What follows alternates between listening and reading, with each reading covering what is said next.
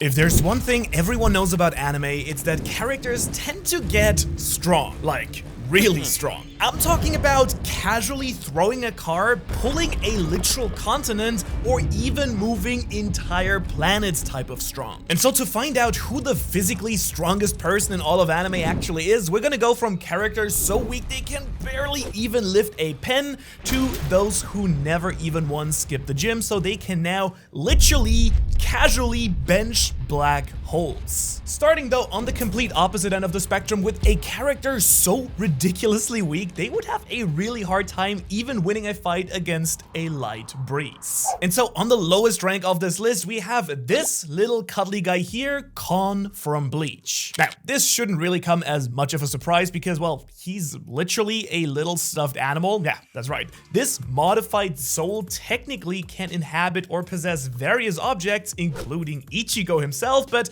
his standard form is just this stuffed little lion. Now, don't get me wrong, he's absolutely adorable, but because his preferred options are either this little chunk of candy or this plushie, his strength feats are practically non-existent throughout the entire story. But don't worry, we're bumping right up into a whole new strength tier right off the bat, as in from stuffed animal level to human, with this baby from JoJo's Bizarre Adventure. Her name is Shizuka Joestar, and she's the adopted daughter of the reoccurring series protagonist Joseph Joestar. And we first meet this baby in part 4, where Old Man Joseph takes care of his invisible baby. Oh, and did I forget to mention that she's invisible? Yeah, that's her special stand power apparently. But regardless of how practical that ability actually is, let's face it, she's a literal baby. The only reason she's above Kon is that, as we all know, babies love throwing stuffed animals around the room. And just a tiny bit above from this baby is the literal child Kenta Yumiya from the Beyblade franchise. Ooh, haven't heard that in a while.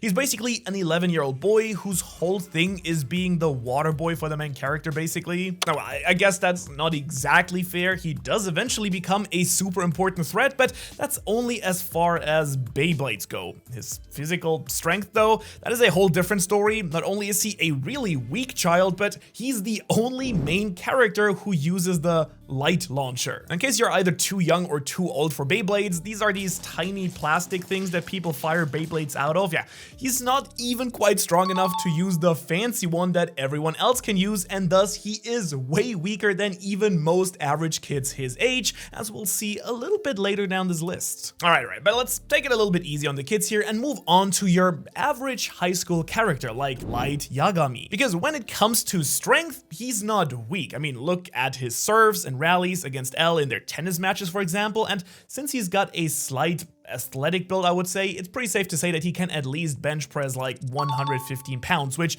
is the average strength of a 17-year-old boy. And so let's really kick it up a notch here from an average 17-year-old boy to an above average one and talk about a professional athlete. In particular, I want to talk about Ushijima Wakatoshi, the incredibly powerful southpaw from Haikyuu. And when it comes to having an athletic build, well, this kid really has one. He's an Olympic athlete capable of hitting a ball at over 70 miles per hour and a vertical jump of over 20 inches, which after calculation is right in line with the average professional volleyball player standing vertically. In other words, he's got a physique that is truly unparalleled in the entire story of Haikyuu, and he's finally bumping us into the kind of above regular levels of strength in our list here. And we're starting this next level off with a quite unexpected addition, this little cat man from Fairy Tail. His name is Happy, and technically he is actually a special species of cat-like beings called Exceeds from the parallel universe Edalus. And while he may look small and tiny, he can actually lift an entire person. He, alongside his counterparts Carla, Panther Lily, Lecter, and Frosh, all deserve a space on this list, I think. I mean, they are small, but they can carry full humans weighing up to 200 pounds over incredible distances, all using their little tiny wings. Characters like Panther Lily can even transform into a full form, this jacked Thundercat looking dude, which actually increases their strength even more temporarily. But yeah, I do know what you're here for, so let's actually move on to the superhuman levels of strength now. Starting with a double slot, Moomin Rider from One Punch Man and Hercules Satan from Dragon Ball. Now, I do know that they're technically meant to be joke characters and respectively very weak weak compared to everyone else in their own franchises, but compared to an average dude like you or me, these guys are powerful despite their very different morals, to be honest. Now, Moomin Rider here is a bicycle superhero from One Punch Man and is normally framed as their joke edition, just a young man on a bike with a dream to be a superhero. But when you look at his strength feats, it's actually clear that he's not your average dude. He is actually superhuman in terms of power. I mean, this dude can ride a bike while carrying the Tank Top Master without even being faced that much for an impressively long distance. Oh man, this dude can ride a bike, big deal I guess. Wrong! This dude can carry 350 pounds on his bike without even being faced. That is truly unnaturally strong, and Hercules is the exact same way as well. In his case, he kind of suffers the exact same fate as Moomin Rider, being compared to the likes of Goku, Vegeta, and Gohan. However, when you actually remove all the Z fighters from the equation, he's technically the best fighter in the world. I mean, he can chop 14 roof tiles in half with pure raw strength, and that's not it. He scores a boastingly high score of 136 on the strength punching machine as well, greater than any other fighter in the arena there. He was even Earth's first line of defense against a character called Cell. Now, yes, he is shown to be kind of egotistical and a fraud in some senses. His actual strength against people in his weight class is nonetheless truly superhuman. However, he hardly even registers compared to the next person on our list, which is the beautiful assassin Mom, Yor Forger. Also known as the Thorn Princess, this female from Spy Family is actually legitimately crazy. Not only mentally, but also physically. For one, she can just jump a story of a building while carrying someone, shatter a metal knife with her bare hands, and throw punches and kicks that can actually send full human beings and even cars flying. And then there's also maybe the most insane feat of all time, which is dicing a literal tennis ball with the full swing of a racket. Now think about it, there are actually a lot of tennis feats in this video today, all things considered, and honestly, it's not gonna be the last. But it is kind of just fun to point out how powerful Yor is actually compared to Light and his just standard, regular, still good, but regular tennis game. Besides just that though, the Thorn Princess can also shatter skulls with her throwing daggers, break someone's ribs with just an earnest hug, and do it all while looking really good. So Yor is really something else and does belong on this list, much like the nephew of Ryomen Sukuna, Itadori Yuji. You see, being the main character in Jujutsu Kaisen, Yuji was just bound to have some truly crazy feats as well. I mean, we're talking about a series with giant cursed demons, black holes, and gravity-defying physics. However, while most other characters rely on cursed energy to get that job done, Yuji handles it with his bare hands and, well, I guess a little bit of blood. I mean, for one, he's strong enough to just casually hurl a metal ball 30 meters without even breaking a sweat. He can rip out a pillar of cement, tossing it at Sukuna, a feat that would, at its minimum, like if we're being very conservative, requires something around 2,500 to 3,000 newtons of force. And yeah, throwing a car, I mean, the dude just picks it up and sends it flying. But he can't just pick it up, he can also punch a car and send it flying, and his strength is actually comparable to Nanami, who, when very angry, can send this poor dude flying through a window and leaving a crater in a wall meters away. In a nutshell, Yuji is a physical nightmare, and it's really no wonder that he's pretty easily taking anyone down on this list that we've talked about so far. However, he is admittedly basically nothing compared to our next character, and I cannot believe I'm actually saying this. Next on our list is Ash Ketchum from Pokemon. That's right, this 10-year-old Pokemon master is legitimately a superhuman level powerful character, at least if we can trust the Pokédex, which in the rare case that you don't know anything about Pokemon is an encyclopedia for all things related to any Pokemon. You see, it details all the stats of every single Pokemon out there, things like their height, where they can be found, and most importantly, their weight. Not that we want to fat shame anyone, but because we do know every Pokemon's canon weight, we can actually see that Ash here is legitimately the craziest 10-year-old child to have ever been alive in any story. I mean, for one, not only can he casually carry this Larvitar, a small Pokemon that weighs 158 pounds, but he can also just break into a full sprint while carrying it. Next, there's an instance where he also climbs a rope while carrying his Gligar, a Pokemon that weighs 148 pounds. And I mean, now, yeah, these are already kind of crazy feats, but they're still nothing compared to the car feats of the previous two people that we talked about. And you're right, it's true that so far it doesn't really hold up. So instead, how about we talk about that time he carried a Pokemon that weighed over 2,000 pounds in the palm of his hand. Now, there were probably two types of people watching when I mentioned that Ash was this crazily strong. The people who were really confused and shocked and were like, what the hell's going on? And those of you watching who knew exactly what I'm talking about. You see, this tiny looking legendary Pokemon, Cosmoem, weighs an astonishingly heavy 2,204 pounds. And Ash, well, he just waddles around casually, carrying it like it's nobody's business. And while yes, a car technically does weigh more than that, Yuji and Yor are shown to require some actual serious effort to pull off any of these feats, unlike Ash here, who literally could not care less what's happening right now. For reference, that means that with one hand, Ash could pick up the 884-pound Wailord casually, or even more casually kick around a Charizard, which is only 200 pounds. Honestly, he could probably jump rope with a Steelix, which weighs 882 pounds, and this is by far the most impressive and unexpected strength feat on this list so far, and it is an undeniable fact.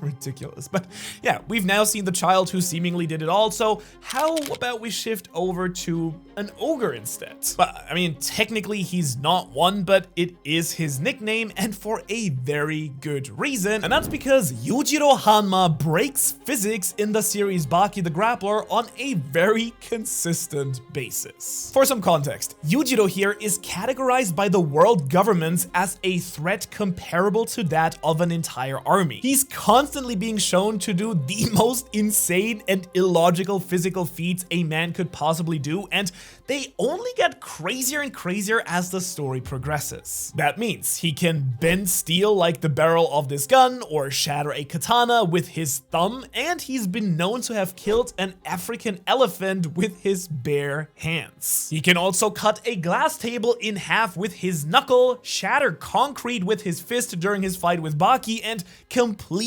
destroy a human brain by shaking a man's head with just one hand. And now, of course, all of these things that I just mentioned are disgustingly powerful. None of them can quite compare to the most impressive thing that he's actually ever done, which was to stop an earthquake with a single punch. Now, I hope you understand me when I say that this guy is truly absurd. Now, according to what the characters in the city say the damage of the earthquake is causing, this would clock in at a minimum of the levels of a magnitude 5 earthquake. Now, as the science guys amongst you will know, magnitude doesn't exactly measure energy release, so for that we actually need to go over to a chart that details the energy released by an earthquake of that magnitude. And as you can see in this chart here, the force a magnitude 5 earthquake releases is equal to 1.8 million kilograms of explosives. Let's do some science here and apply it incredibly loosely. Let's look at Newton's third law, which states that when two objects interact, they apply forces to each other of equal magnitude and opposite direction, which is a bit of a roundabout way of saying that to stop an earthquake, Yujiro would need to put at least the same amount of force back into the ground to cancel that out. So yes, dear viewer, that means that Yujiro's punches are as powerful as 1.8 million kilograms of explosives. That's just mentally broken, unreasonable, but honestly, it's still somehow nothing compared to the next couple of characters which are coming now. That's because next, we are gonna leave the world of normal humans and go into the truly supernatural realm, starting with my favorite pirate hunter, Zoro from One Piece. You see, for one, Zoro can just cut steel with his sword slashes and even slice down this Goliath of stone Pika during the Dressrosa arc. arc. He's also been seen performing all sorts of truly insane feats and can even cut this galleon in half, a boat that would weigh somewhere between 500 and 1,000 tons. Now, of course, he does do this using his haki and some supernatural buffs, so let's see something of pure strength that Zoro has done to really get a sense of his physical abilities. And honestly, I think that his training showcases it much better than anything else. I mean, right here, for instance, we do see him doing a thumb stand, which is already way better than anything that I could ever do. But as you may have noticed, he is actually standing on just his thumb while carrying 4 tons of weight. That is over 8,800 pounds of force being put onto Zoro's body, and it's all just being supported by one of his thumbs. Like, what are you eating, Zoro? And where can I get that protein stuff that you're taking? I wanna be that freaky powerful as well. I mean, what do I go to the gym for even? But honestly, as crazily broken as Zoro is, he just can't seem to compare even close to this bowl-cut, cream puff-loving monster, which is Mesh Barndet from the series Mashle. Because you see, Mashle is pretty much what would happen if Saitama from One Punch Man was in the Harry Potter world, got isekai there somehow. You see, despite living in the wizard world, Mash is all about fitness, and for a very good reason, because he doesn't have any magic at all, which means everything that he does in the series is raw strength, speed, and skill. For example, he picks up this impossibly heavy wand made of pure iron and literally sculpts it into a tennis racket with his own bare hands. So yeah, there you go. I know you were waiting for another great tennis feat, and then he just casually uses it to shatter the image of a literal god. And while that is really gnarly, we also don't really know how powerful that exactly is. And while we do know that the iron feat in itself is crazy, it probably is nothing compared to Zoro's casual 4-ton thumb stand. And so I will show you instead the workout that we see him accomplish in the opening chapter. You see,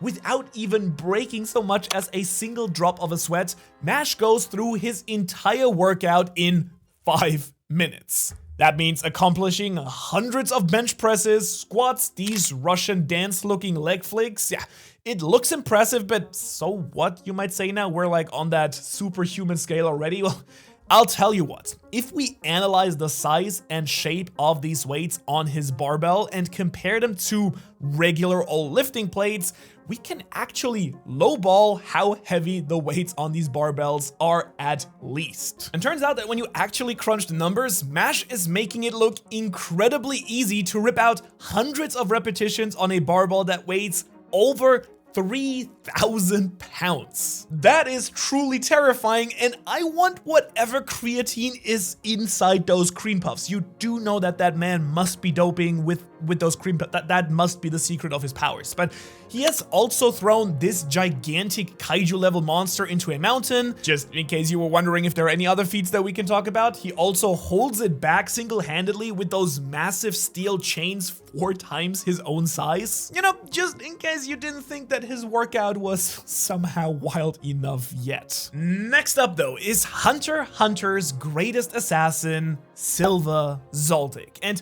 while I could compare his feats to those of his son or any of the opponents that he's faced throughout the story, the answer to his strength is literally at his front door. You see, in order to get into the Zoldyck mansion, you have to go through the so-called testing gate. It's a series of gigantic doors that all weigh increasingly heavy amounts. Now, we have seen Killua, for example, being able to go through gate number 5, which weighs a disgustingly and unfathomable heavy 64 tons. That's 141,000 pounds.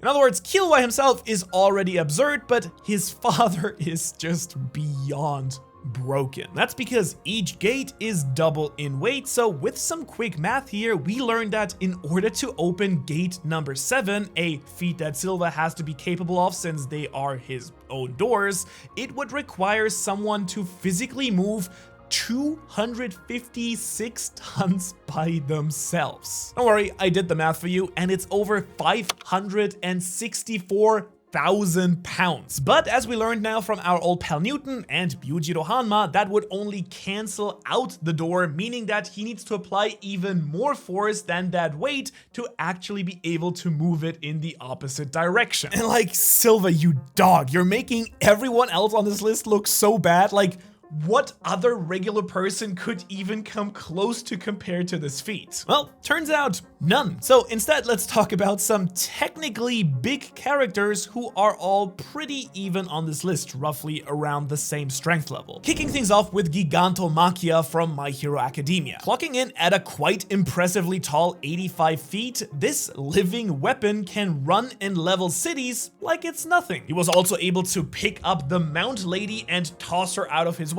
He's, in other words, a walking hurricane, and if that wasn't good enough for you yet, he can carve out chunks of a mountain to toss it if he ever needs to. Not even massive carbon fiber cables can actually keep him contained.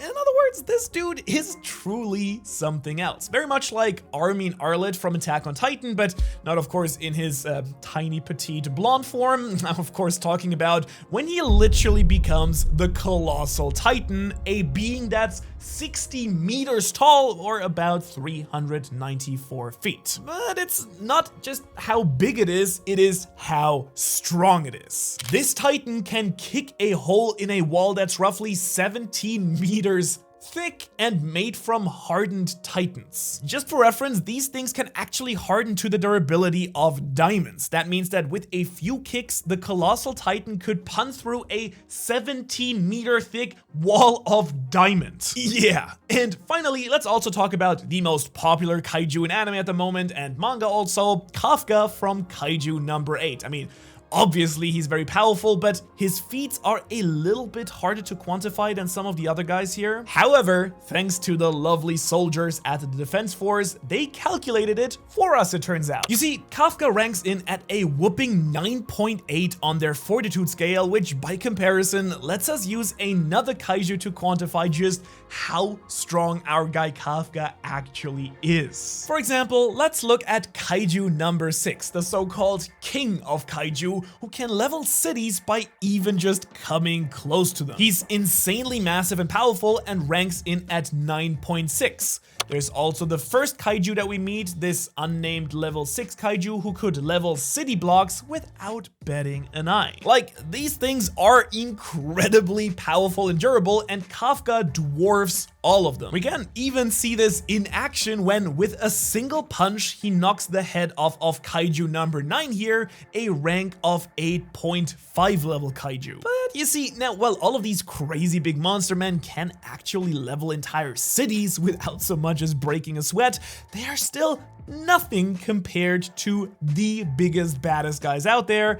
I'm of course talking for one about Ors from One Piece. Now, you're probably wondering how a villain from the middle of this massive series could possibly outrank someone like Zoro, or let's say even everyone else I've listed so far, and that's a good point until you remember what is actually stated in the story about Ors when he was alive. Because you see, this ancient giant here had the title of Continent Puller, and while we don't ever see that happen in action, we do know that he was significantly weaker when we met him in the story, thanks to Gecko Moria's devil fruit powers bringing him back as a rotting corpse, really just a shadow of his former self. In his prime though, he probably has maybe the most world-shattering feat in One Piece so far, so let's calculate the mass of a continent, and when I do that, we'll have the strength feat in numbers as well. And actually, by me, I actually mean this dude named Zach, who's a Harvard physics graduate who did the math for us. Thank you, Zach. Appreciate it. Now, you can see the entire formula and all the calculations that he did on screen right here, and you can see that mass is equal to density times volume, with some numbers plopped in to convert the shape of a continent to a regular cube. We can now much more easily see what the mass of, for example, North America is. I'm saying that this cube is 5,000 4,400 kilometers per side and 26 kilometers deep, with an average rock density of 2,890 kilograms per meter cubed, or that to the power of 3. That is a lot of math, and when we do all that math, we can actually calculate that North America is, and forgive me for the very sciencey sounding answer, 2.19 times 10 to the 21st power kilograms. For reference, that is this many zeros heavy. So yeah, Ors has won so far easily, but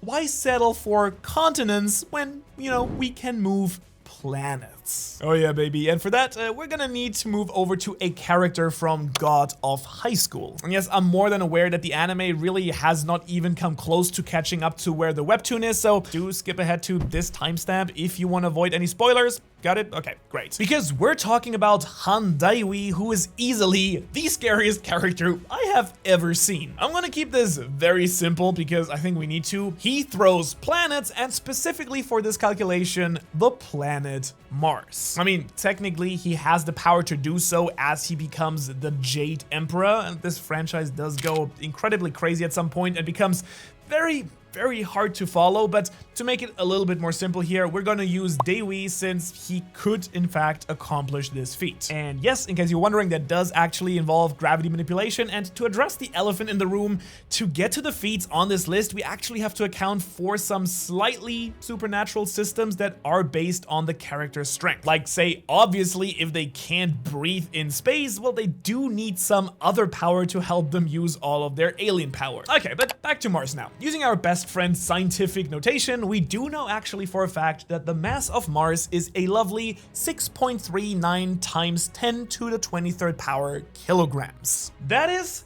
this many zeros big. Reference, that is a 291 times the mass of the continent that Ors could pull. But Manu, how could we possibly go even crazier than that? Well, to put it simply, you just have to lift bigger or heavier stuff than a planet at this point, something it turns out our final 3 characters are actually more than capable of, like say, knock entire stars out of the sky. And you see, that is funnily enough exactly where Saitama's incredible strength comes in. Now, we have seen him destroy colossal centipedes in one punch, use a squirt gun to destroy the king of monsters, and crack the moon just by jumping. But you might know that nothing does compare in the story to the insane power output of one of Saitama's serious punches. You see, later in the story, when Saitama and Garou fight in the Earth's atmosphere, we see that 2 times Saitama's maximum strength can literally knock stars out of space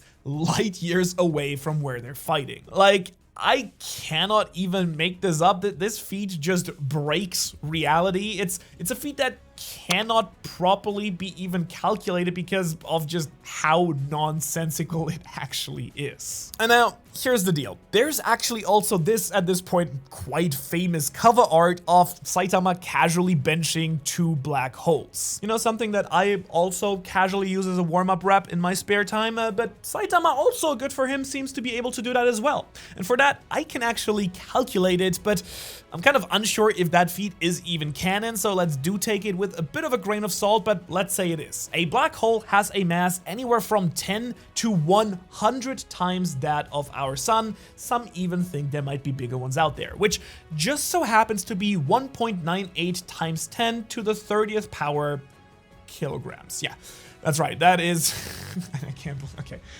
That is this many zeros. And if that's the case, he is a clear contender for the strongest to ever do it. And yet somehow even Saitama can't really close the gap with a Dragon Ball character, and I did pick the strongest Saiyan we've ever seen to represent the Dragon Ball universe, Broly. You see, this somewhat forgotten Saiyan might just have the craziest raw basic power feat we have ever seen. At full strength, he can even outdo Goku and Vegeta, who are capable of destroying planets and galaxies with their immense power. They can shake a limitless void with infinite mass, and on the low end, shake the entire universe. Not to mention that in his battle with Gogeta, a character whose strength is equal to Goku's times Vegeta's strength, Broly and Gogeta managed to rip a hole in the universe and go just casually to an alternate reality with their raw physical strength. Not a special sword,